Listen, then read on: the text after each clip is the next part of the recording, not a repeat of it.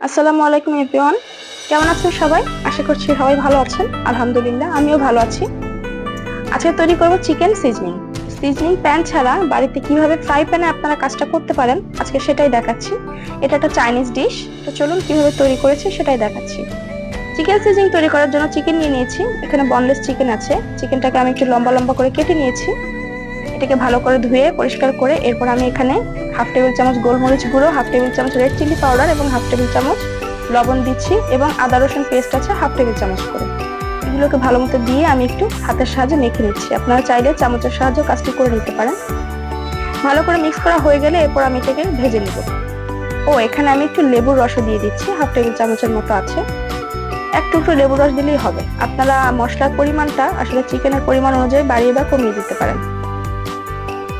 এরপর ভাজার জন্য আমি একটি প্যান নিয়েছি। প্যানে আমি বাটার ইউজ করেছি চিকেনটাকে ভাজার জন্য। আপনারা চাইলে নর্মাল রান্নার রেগুলার তেলটাও ব্যবহার করতে পারেন।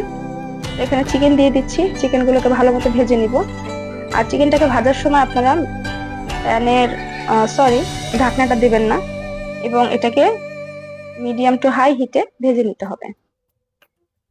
তো চিকেনটা ভাজা হয়ে গেলে আমি একটা সাইড করে দিব এবং আমার একটু মনে হয়েছে একটু বাটার প্রয়োজন, তো বাটার দিয়ে নিলাম। এরপর আমি রসুন কুচি এবং কাঁচামরিচ কুচি একটু ভেজে নিব। আপনাদের কাছে তেল একটু কম মনে হলে তেল বা বাটার দিয়ে নিতে পারেন। তো এই তো রসুনটাকে ভালো মতো ভেজে নেওয়ার পরে আমি এখানে কিছু সবজি অ্যাড করব।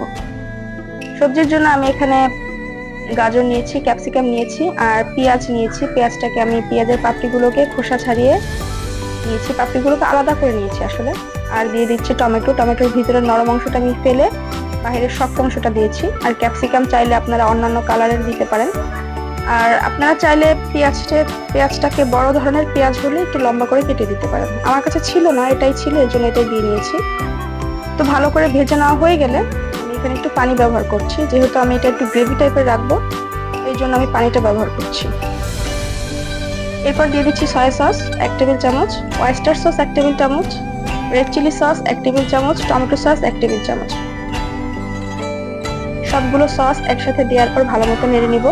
একটু চিনি ব্যবহার করব স্বাদের জন্য। আর লবণটা অবশ্যই পরে দেওয়ার চেষ্টা করবেন টেস্ট করে, কারণ সসে কিন্তু আসলে লবণ থাকে। আর পর চিকেনটাকেও আমি লবণ দিয়ে ভেজে নিয়েছিলাম, তো লবণটা দেওয়ার ক্ষেত্রে একটু সাবধানে দিবেন, টেস্ট করে দিবেন। তো সবকিছু আমি দেওয়ার পর ভালো মতো নেড়ে চেড়ে নিব। আর এখানে আমি ঢাকনা দিয়ে ঢাকবো না। ঢাকনা দিয়ে ঢাকলে দেখা যাবে সবজিগুলো বেশি নরম হয়ে যাবে। আর এখানে বেশি সবজিটা নরম করে ফেলা যাবে না। চাইনিজ রান্নাগুলোতে আসলে ঢাকনা ব্যবহারটা একটু কম করা হয়। তো এই তো যখন আমি বুঝবো যে এই পর্যায়ে আমি এই ঝোলে আমি নামিয়ে নিব, তো সেই পর্যায়ে আমি 2 টেবিল চামচ কর্নফ্লাওয়ার পানিতে গুলে দিয়ে দিলাম। আর এখন যে গ্রেভিটা আছে এই পর্যায়ে আমি এটাকে সিজনিং প্যানে ঢেলে নিব। আমি এর চেয়ে ড্রাই করবো না, যেহেতু আমি একটু গ্রেভি রাখবো। আপনারা ড্রাই পছন্দ করলে ড্রাই রাখতে পারেন। তো সিজনিং প্যান না থাকলে বাসায় যদি এমন ফ্রাই প্যান থাকে অবশ্যই এটাতে কাজটা করতে পারেন। এই জন্য ফ্রাই প্যানটাকে ভালো মতো গরম করে নিতে হবে। আপনারা হয়তো দেখে বুঝতে পারছেন যে এটা কি পরিমাণে গরম, উপরে ধোঁয়া উঠছে। তো এই পর্যায়ে প্যানটাকে গরম করে নেওয়ার পর আমি এখানে কিছু বাটার দিয়ে দিলাম। প্যানটা যখন গরম করবেন তখন দিবেন না বাটারটা, বাটারটা আসলে পরে দিবেন যখন সিজনিংটা আপনারা ঢালবেন। তো বাটার দেওয়ার পর আমি এখানে কিছু পেঁয়াজ দিচ্ছি। পেঁয়াজটা আসলে নিচে দেওয়ার কারণ হচ্ছে যেন পোড়া লেগে না যায়। আমি সিজনিংটাকে ঢালবো। এখানে পেঁয়াজটা দেওয়ার কারণ হচ্ছে আমি যখন সিজনিংটা ঢালবো তখন প্যানের সাথে লেগে যাবে না, এই জন্য বাটার এবং কিছু পেঁয়াজ দিয়ে নিয়েছি। দেখুন সিজনিংটা ঢালার সাথে সাথে এটা কিভাবে বুদবুদ উঠছে, বলক উঠছে আসলে। আর আমার চুলা কিন্তু বন্ধ, এখানে জাস্ট প্যানটা গরম থাকার কারণে এরকম হচ্ছে। আর এটাই হচ্ছে সিজনিং এর টিপস বা সিজনিং এর মেইন বিষয়টা। তো এই তো এভাবে আপনার প্যানেও সার্ভ করতে পারেন যদি বাসায় এটা খাওয়া হয়, আবার এভাবে প্লেটেও সাজিয়ে নিতে পারেন বা সার্ভ করতে পারেন, আপনাদের ইচ্ছা। তো আমি এখানে কিছু উঠিয়ে নিলাম, সার্ভ করে নিলাম। আর এই তো এইভাবে বাসায় আপনারা ট্রাই করতে পারেন।